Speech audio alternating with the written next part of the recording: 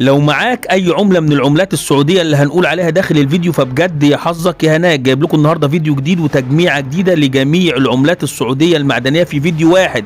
من خلال الفيديو ده هتتعرف على اغلى العملات المعدنيه السعوديه اللي موجوده في السعوديه في فيديو واحد.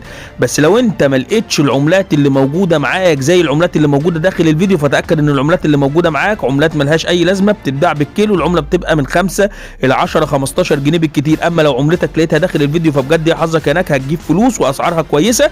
بس لو انت اول مره لسه بتشوفنا على القناه وما عملتش اشتراك في القناه، فبطلب من حضرتك ان انت تعمل لنا اشتراك في القناه وتفعل زر الجرس لو انت بتشوفنا على اليوتيوب.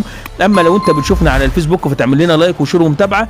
اما لو معاك اي عمله من العملات السعوديه اللي احنا هنقول عليها المعدنيه داخل الفيديو، فتقدر تبعتها لنا، وارقام الواتس سايبها لكم على الشاشه زي ما انتم شايفين، تقدر تبعتها لنا واخدها منك باعلى الاسعار ان شاء الله. كل اللي طالبه من حضرتك لو انت اول مره لسه بتشوفنا تعمل لنا لايك وتعمل لايكات كتير عشان فيديوهاتنا دي توصل لكل الناس والناس كلها تستفيد. لربما حد يكون معاه اي عمله مش عارف قيمتها يقدر يبعتها لنا ويبيعها باعلى سعر من خلالنا، وارقام الواتس موجوده قدام منك على الشاشه، تقدر تبعتها لنا. نخش دلوقتي نتعرف على اغلى العملات السعوديه في فيديو واحد، ونخش دلوقتي جوه الفيديو.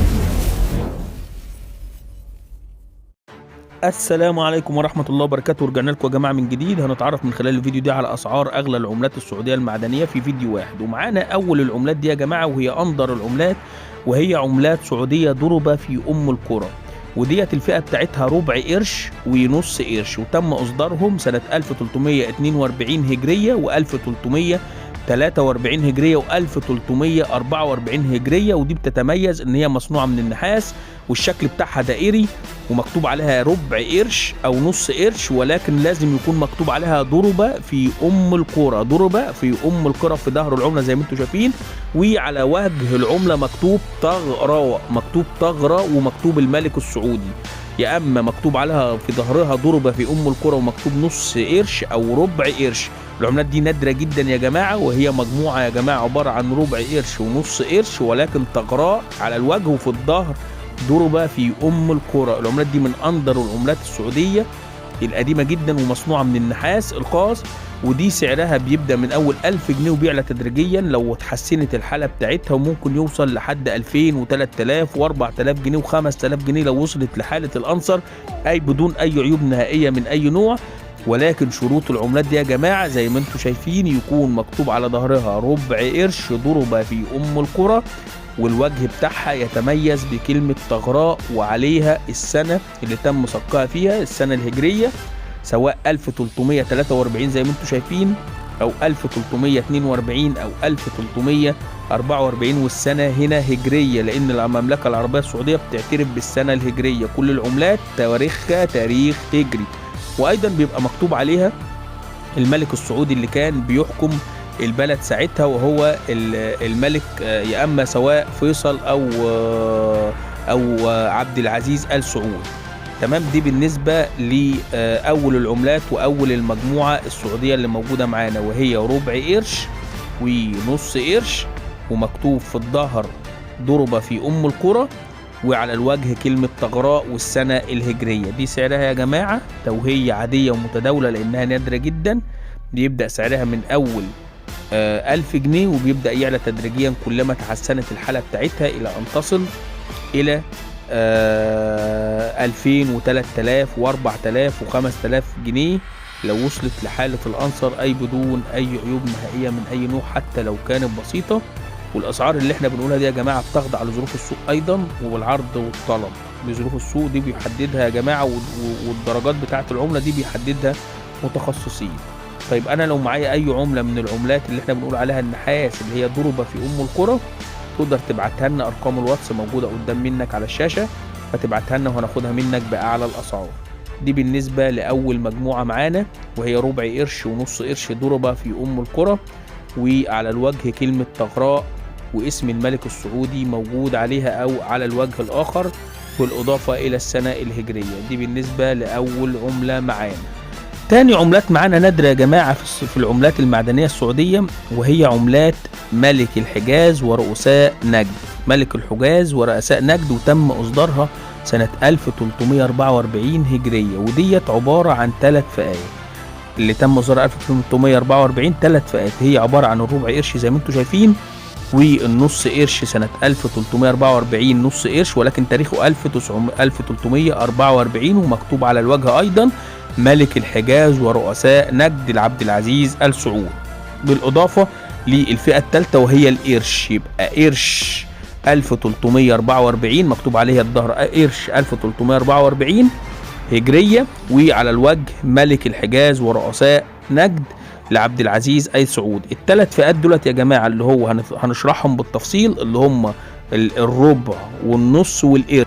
اول حاجه الربع قرش معانا، وهو دي تاريخه 1344 هجريه ومكتوب ربع قرش، وعلى الوجه مكتوب ملك الحجاز ورؤساء نجد.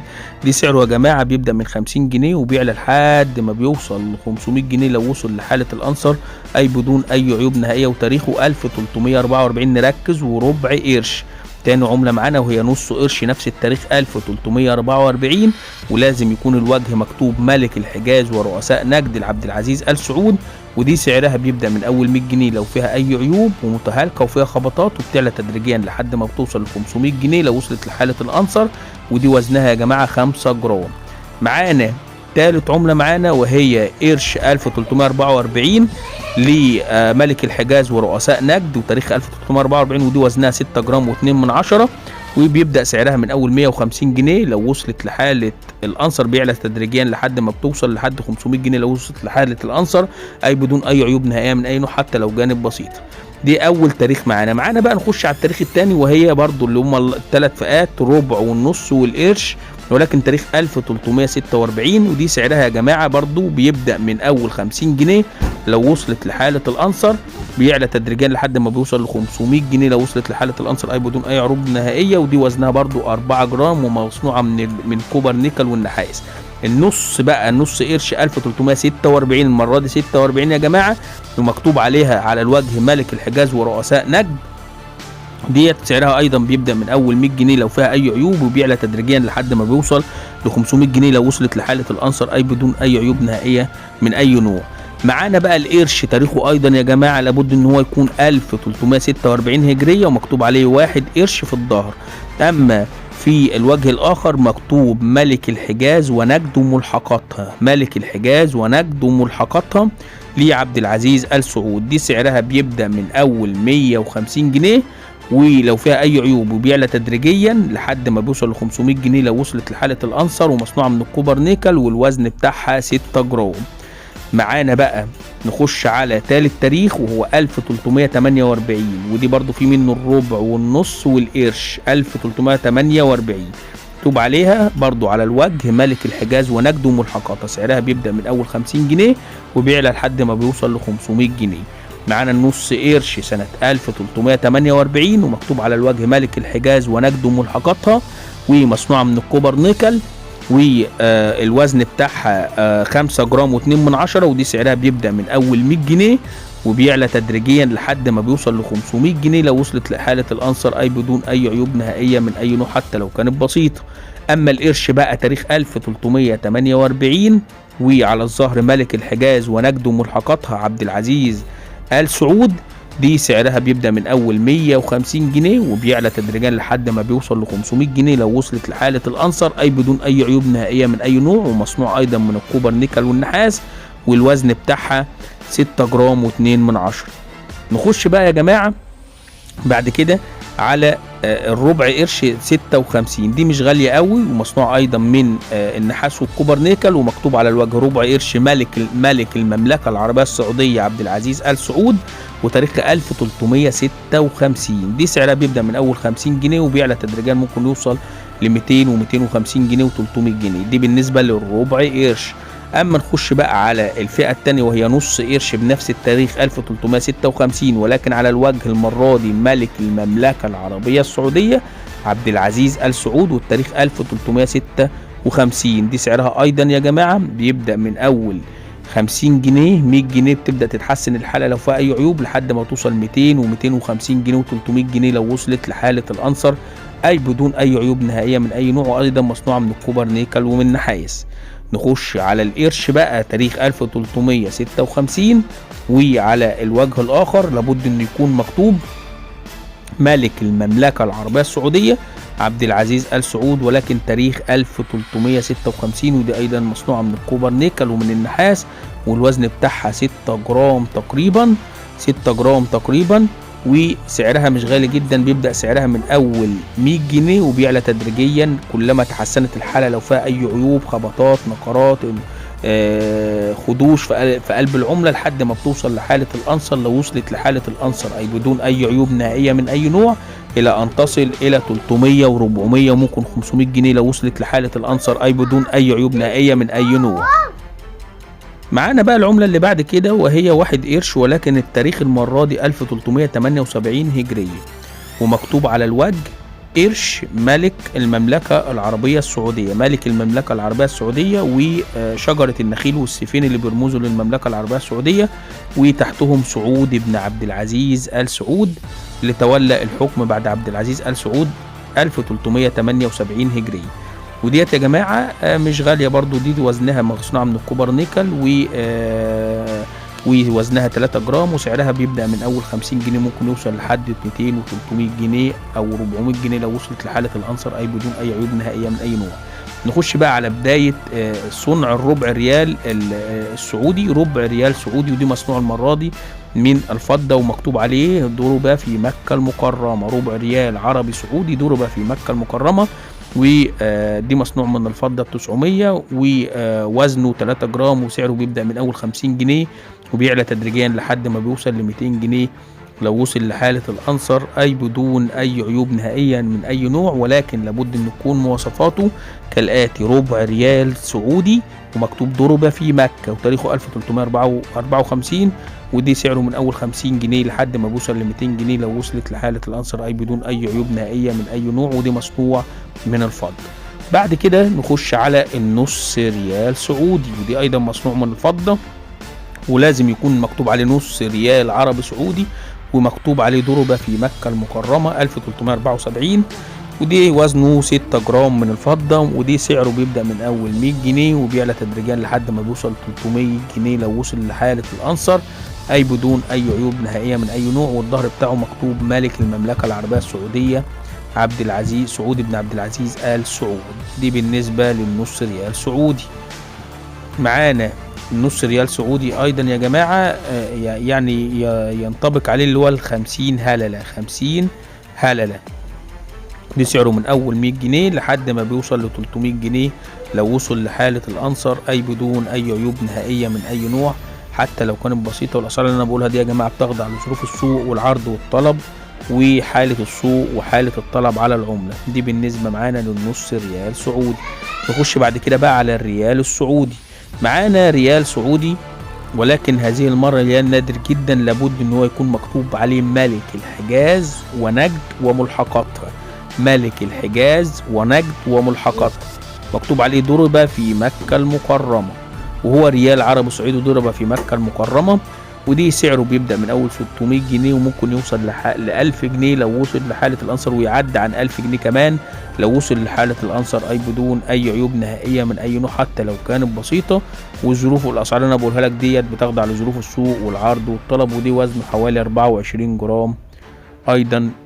دي بالنسبة للريال. أيضا معانا بقى ريال تاني وهو ريال عربي سعودي ولكن مش مكتوب عليه نجد والحجاز، مكتوب عليه ملك المملكة العربية السعودية ومكتوب عليه ضرب في مكة المكرمة، وريال عربي سعودي، ودي وزنه حوالي 11 جرام من الفضة، وبيبدأ سعره من أول 300 جنيه وبيعلى تدريجيا لحد ما بيوصل ل 550 جنيه أي بدون أي عيوب نهائية من أي نوع حتى لو كانت بسيطة. والأسعار اللي أنا بقولها دي يا جماعة بتخضع لظروف السوق والعرض والطلب. نخش بقى بعد كده يا جماعة على العملات اللي هي الآيات القرآنية. دي عملات مصنوعة من الكوبر نيكل والنحاس ولكن سعرها مش غالي ولكن مطلوبة في السوق المصري عندنا كويس جدا، ولو معاك ناخدها منك. وهي عملة 5 هلالات أو قرش واحد، 5 هلالات أو قرش واحد، ودي مكتوب عليها الآية القرآنية: ويطعمون الطعام على حبه، ويطعمون الطعام على حبه مسكينا ويتيما.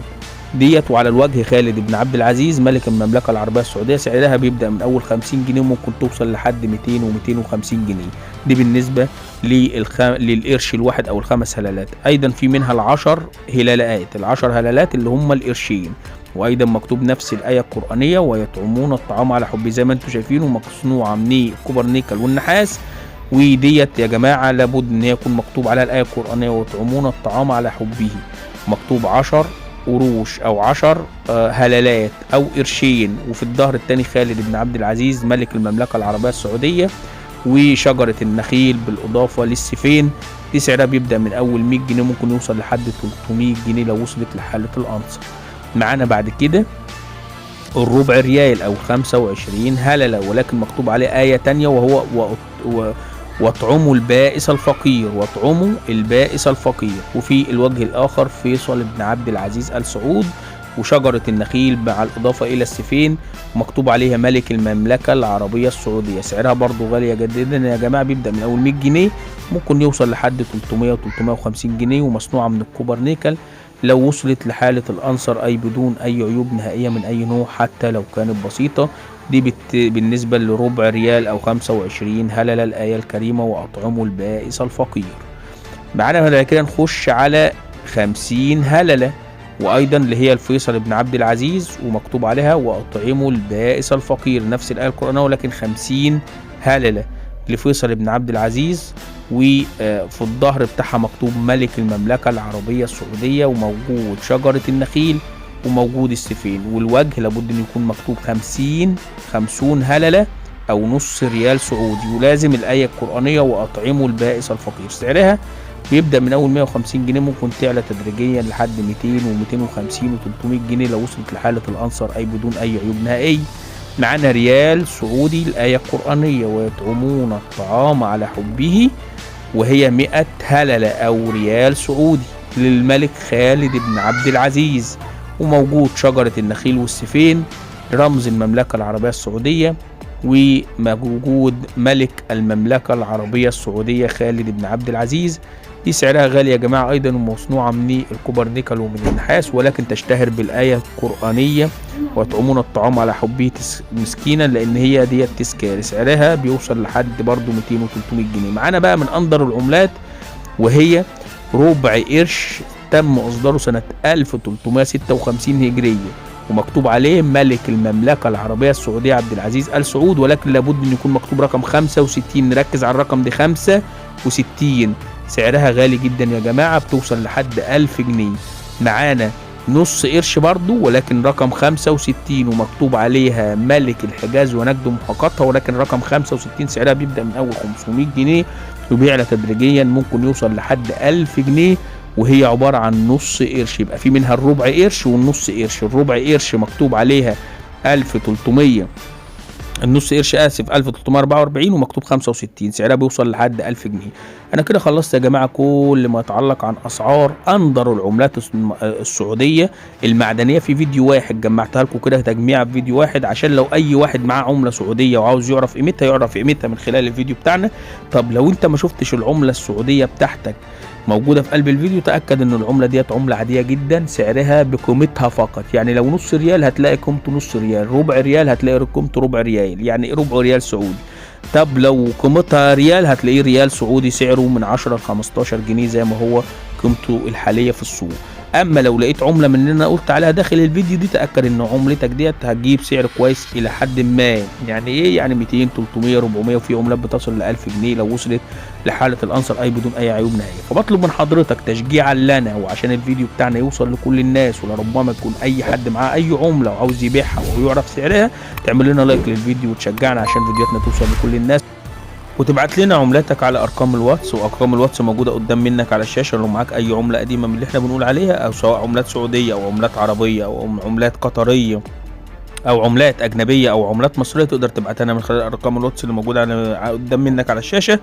فاعمل لايك للفيديو عشان فيديوهاتنا توصل لكل الناس، ونجيب لكم الفتره الجايه ديت يا جماعه فيديوهات جميله جدا وعملات نادره جدا واسعار كويسه جدا. فانتظرونا، والسلام عليكم ورحمه الله تعالى وبركاته.